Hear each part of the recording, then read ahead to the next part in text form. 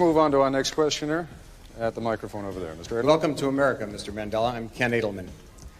Those of us who share your struggle for human rights and against apartheid have been somewhat disappointed by the models of human rights that you have held up since being released in jail.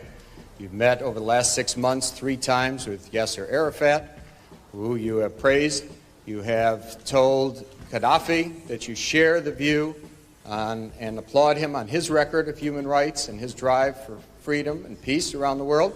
And you have praised Fidel Castro as a leader of human rights and said that Cuba was one of the countries that's head and shoulders above all other countries in human rights, despite the fact that documents at the United Nations and elsewhere show that Cuba is one of the worst. I was just wondering, are these your models of leaders of human rights? And if so, would you want a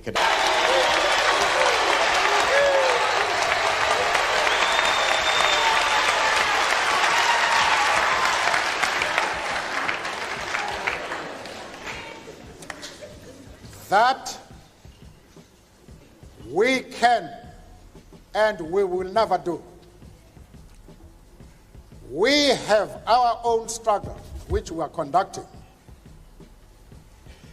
We are grateful to the world for supporting our struggle. But nevertheless, we are an independent organization with its own policy. And the attitude of every country towards, our attitude towards any country is determined by the attitude of that country to our struggle.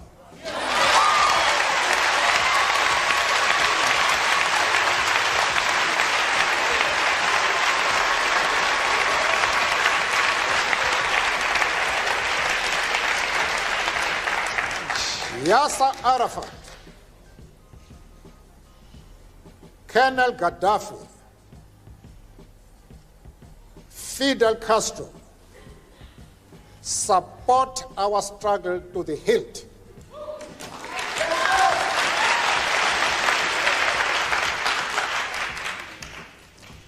There is no reason whatsoever why we should have any hesitation about hailing their commitment to human rights as they are being demanded in South Africa.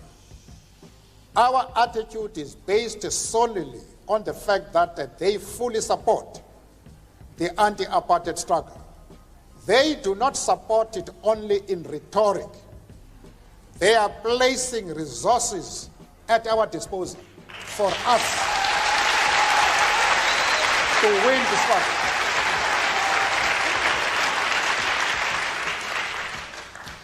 That is the position.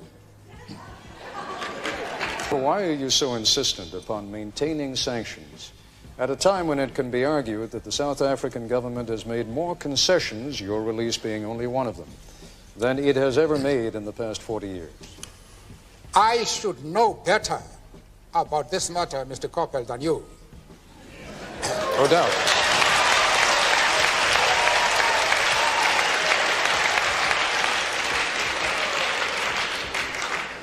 After all, it is the ANC, not the government, that is responsible for the present talks. We have been hammering the government since 1986 to meet us, and in spite of the humiliating and insulting conditions they tried to impose on us before they could agree to meeting us, we nevertheless had sufficient patience and sufficient commitment to peace as to continue hammering them to meet us.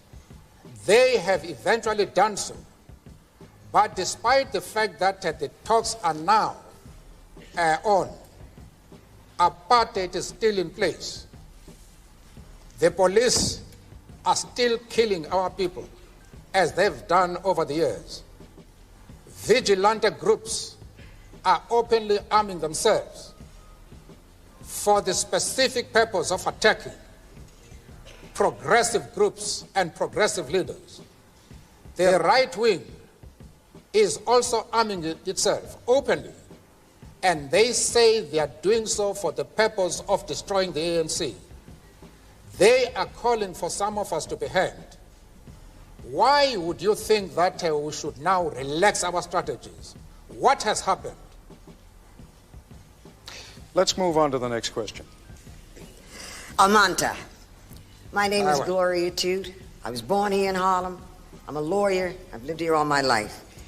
I'm also on the board of directors of the African Educational Foundation that's raising money to train the people of Africa for industry.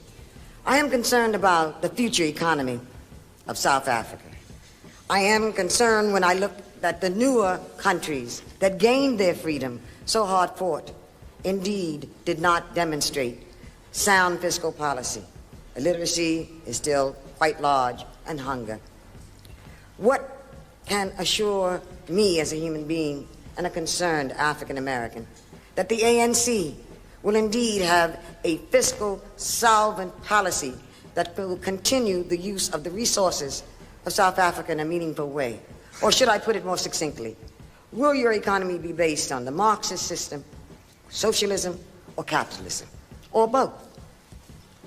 I knew that was the question you wanted to ask.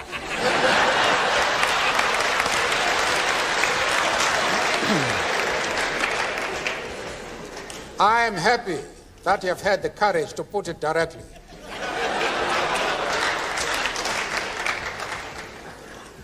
We are not concerned with models. We are not concerned with labels. We are practical men and women whose solutions are dictated by the actual conditions existing in our country. As somebody has said, we do not care whether the cat is black or white, as long as it can catch mice.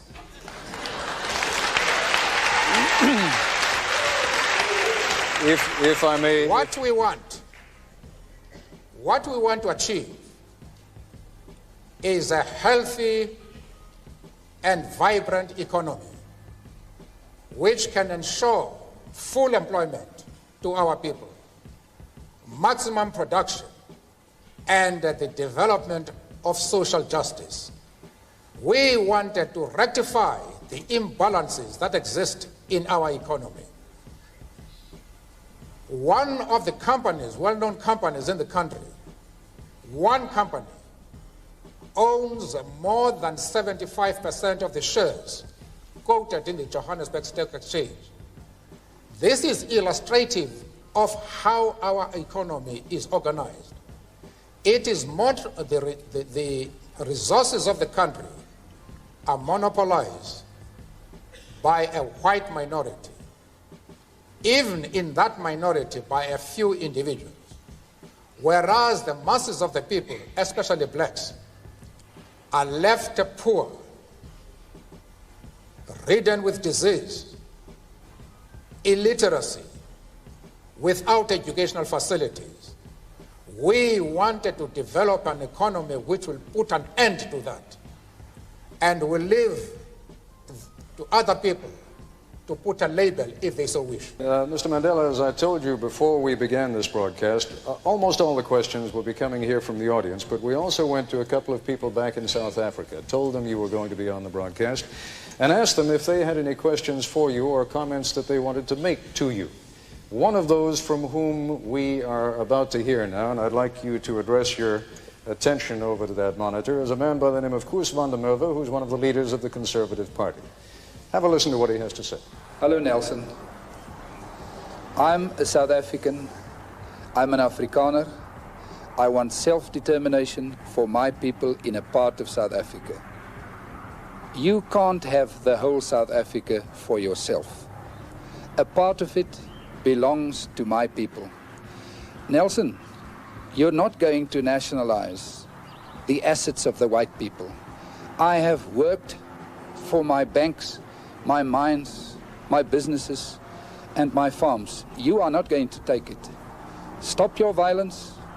Stop your sanction campaign. Stop your nonsense. Leave the violent campaign alone. and come and sit down, become a normal person, and talk, and maybe that way we can find solutions. And lastly, forget communism, Nelson, it's gone.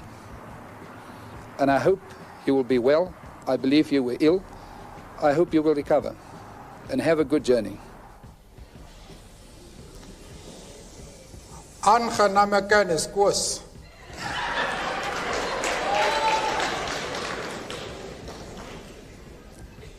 Ek hoop van harte dat eendag ek die geleentheid sal kry om met u te gesels.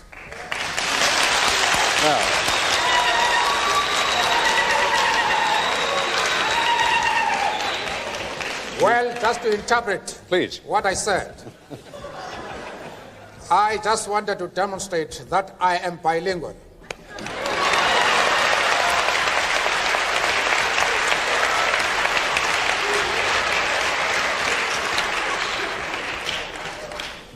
All I have said to Koos van der Merwe is to say I am happy to know you.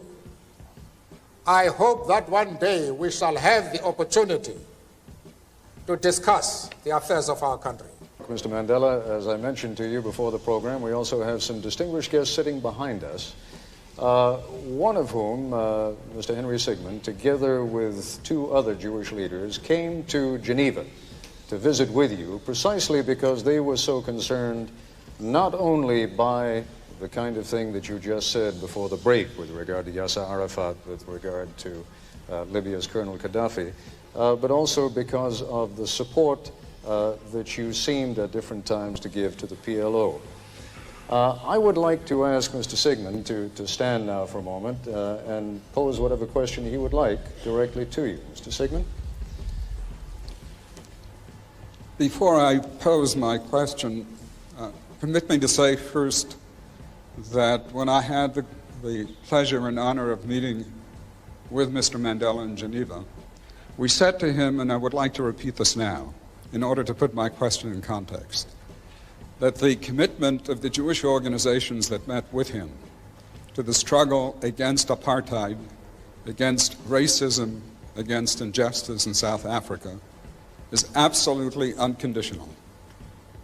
It is not dependent on whether we are happy or unhappy with responses that Mr. Mandela gives to some questions.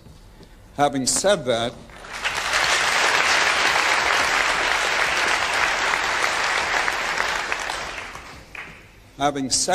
I think I would be dishonest if I did not express profound disappointment with the answer that Mr. Mandela gave to the previous question, because it suggests a certain degree of amorality.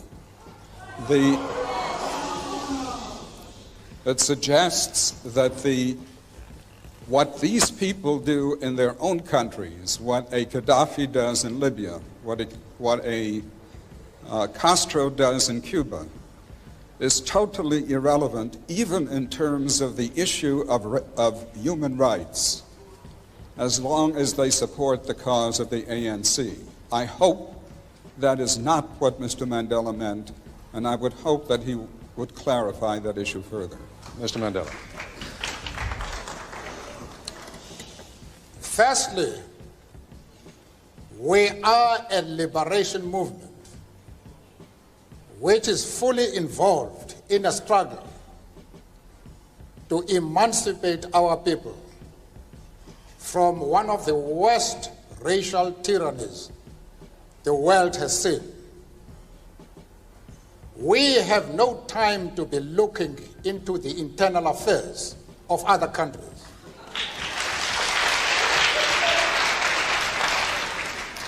It is unreasonable for anybody to think that this is our role.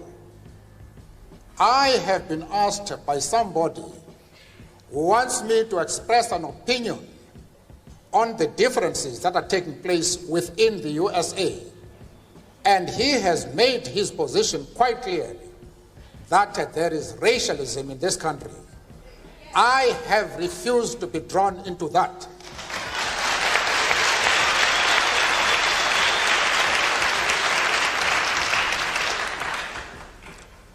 Why should Mr. Sigmund accept my refusal to be withdrawn into the internal affairs of the United States?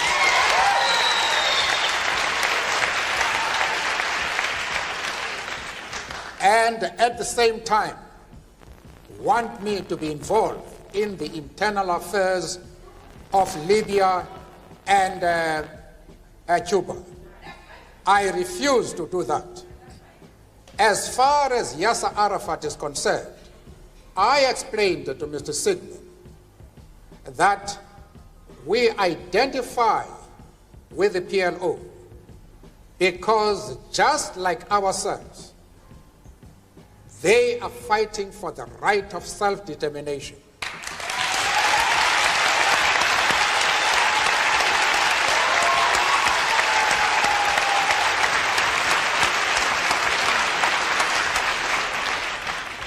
I went further, however, to say that the support for Yasser Arafat in his struggle does not mean that the ANC has ever doubted the right of Israel to exist as a state legally.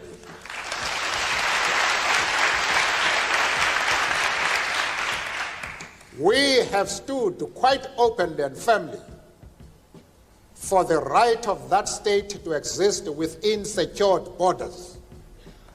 But, of course, as I said to Mr. Sigmund in Geneva and others, that we carefully define what we mean by secure borders. We do not mean that Israel has the right to retain the territories they conquered from the Arab world, like the Gaza Strip, the Golan Heights, and the West Bank. We don't agree with that. Those territories should be returned to the Arab people.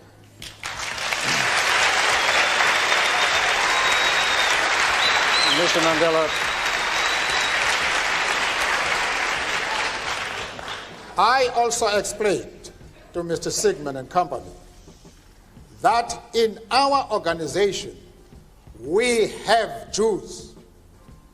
In fact, Mr. Gaddafi did not allow us to open our offices in Libya precisely because we had the courage to say to him, we work with the Jews in our organization.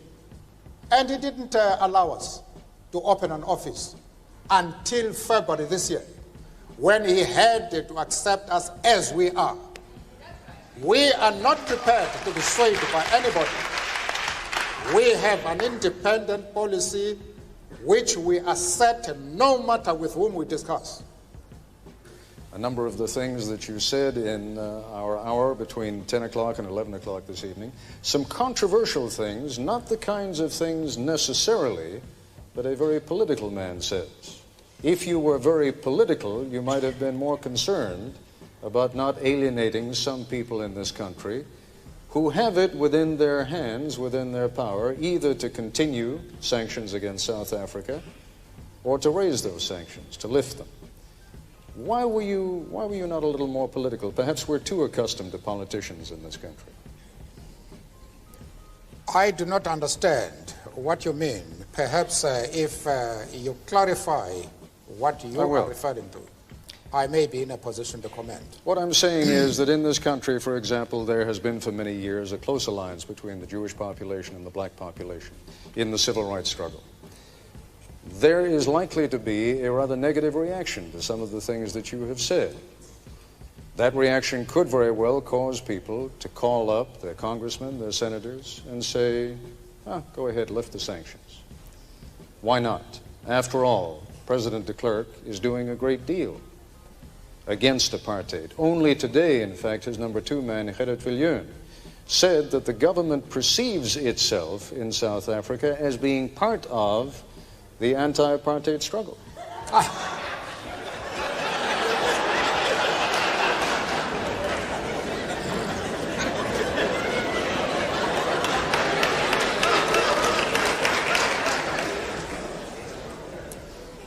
One of the problems we are facing in the world today are people who do not look at problems objectively, but from the point of view of their own interests. That makes things difficult, because once a person is not objective, it is extremely difficult to reach an agreement. One of the best examples of this is to think that because Arafat is conducting a struggle against the state of Israel, that we must therefore condemn him. We can't do that. It is just not possible for any organization or individual of integrity to do anything of the sort. I don't also want to leave the impression, if I might just intervene with one point, I don't want to leave the impression that this is only going to be a Jewish black issue. There are a great many Cuban Americans in this country who will be just as offended by some of the comments you've made about Fidel Castro in Cuba. No, Mr. Coppell, I don't agree with you. I am saying that it would be a grave mistake for us to consider our attitude towards Yasser Arafat on the basis of the interests of the Jewish community. We sympathize with the struggles of the Jewish people and their persecution right down the years. In fact, we have been very much influenced by the lack of racialism amongst the Jewish communities. In our own country, in the political trials that have taken place, when few lawyers were prepared to defend us, it has been the Jewish lawyers who have come forward to defend us. I myself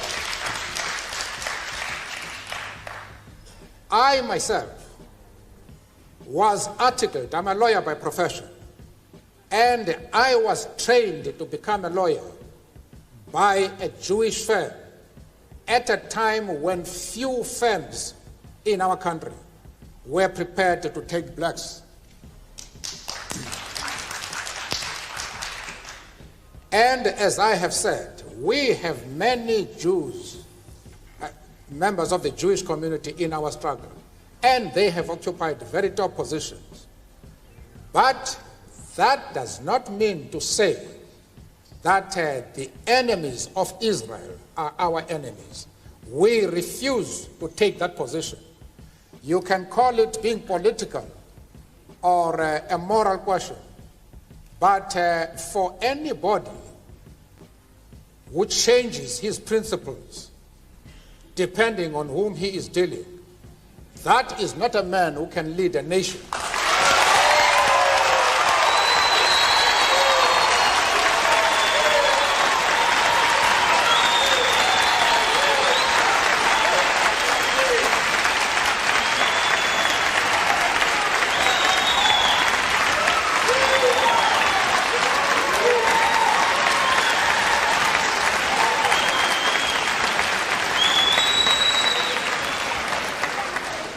Apparently, Mr. Coppell, you have not listened to my argument. If you have done so, then you have not been serious in examining it. I have replied to one of our friends here that I have refused to be drawn into the differences that exist between various communities inside the USA. You have not commented that I am going to offend anybody by refusing to involve myself in the internal affairs of the USA.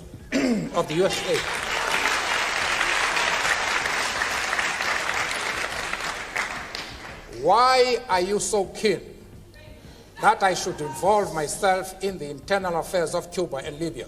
No. I expect you to be consistent.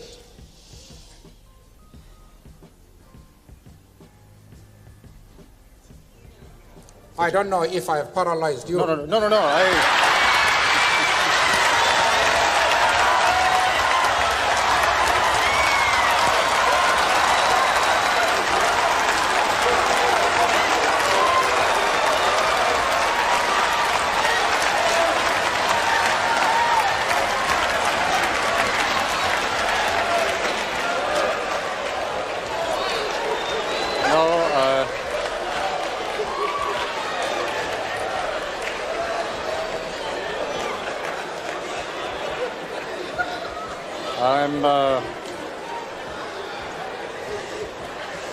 I'm afraid, Mr. Mandela, that paralysis does not set in quite that easily in my case.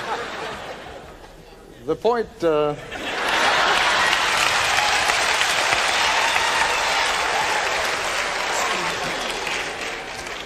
The point that I was trying to make, and clearly did not make with any great success, but the point that I was trying to make is that you must not be misled by what is, after all, what in this country we call a hometown crowd. These people are very much with you. You have seen that. The people who come out to see you, the people who will come to Yankee Stadium to see you, the people who line the motorcade routes to see you, you don't have to convince them. They are people who already believe in you and believe in your cause. But this is a very large and diverse country. And when I was making my observations about the lack of politicism, and in this country saying someone is not a politician is not meant as an insult necessarily, when I was accusing you of a lack of political qualities there, I was wondering whether you are conscious of the impact that you will have on a great many people who are not here today, who do not see you in perhaps the same benign fashion that so many people in this audience see. Well, as far as the Jewish question to begin with, I have had discussions at my own initiative with prominent Jewish leaders to straighten out this affair. Amongst the people I saw was Mrs. Helen Suzman, who has been an MP in our country for more than 30 years. There was Mr. Mvezo, who has been a judge in Lesotho, Botswana, and the old Rhodesia. There was the chief rabbi of Johannesburg. There was Professor Katz from the University of Witwatersrand, and an eminent community leader in South Africa. We discussed this question and all misunderstanding was clear. The question of Yasser Arafat and the PLO. I have also discussed the question with the Jewish leaders in the USA and very top people like Mr. Sigmund. We reached an agreement on this question and we saw eye to eye. Now, I don't know where your concern arises.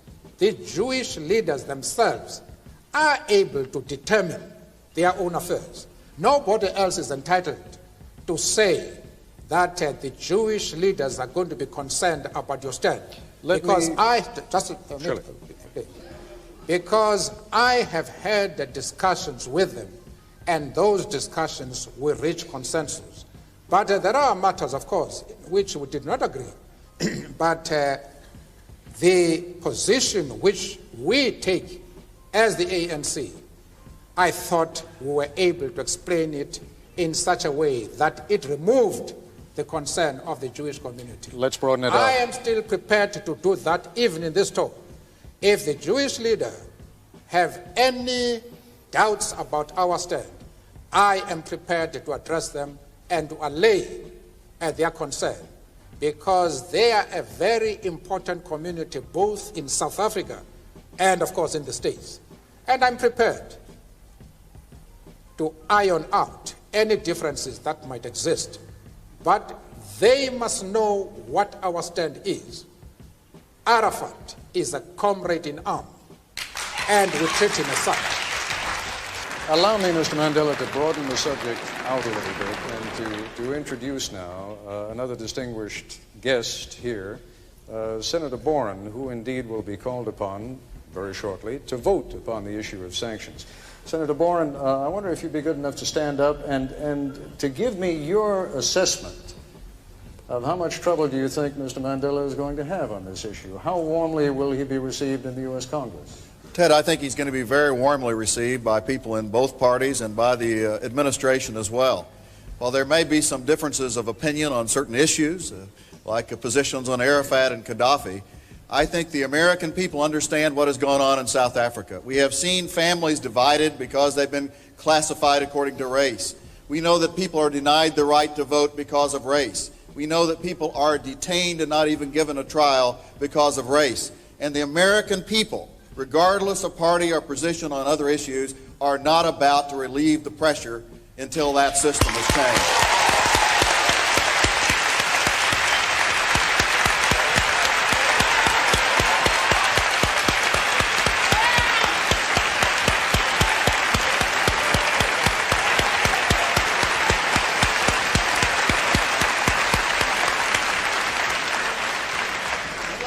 let me ask one question, Ted. I do think that many of us understand that there are pressures being exerted, that Mr. Mandela and President de Klerk, as they start toward negotiations, have extremists on both sides who really do not want to see them succeed, who do not want to see a peaceful transition. And we're concerned. I understand why we must not release the pressure, and I think there's a bipartisan decision not to do that. The President has reached out to us in Congress to say that he will consult with us on any future policy decisions that are made. But I wonder if there are some positive signals we could send, positive to both Mr. Mandela and to Mr. de Klerk as well, that would reach out to help South Africa, that would show our encouragement for these negotiations, and that perhaps could help the country as it does move to a non-racial democracy. Can you give us a for instance, Senator, and then have Mr. Mandela perhaps respond? Helping the schools. I know that black children in school, only 1 out of every 5 even has a textbook, because the past government has spent 8 times as much educating white children as black children. Are there positive things we can do, Mr. Mandela, at this point, to send a signal both to you and to Mr. de Klerk that we encourage progress in these negotiations that are going on?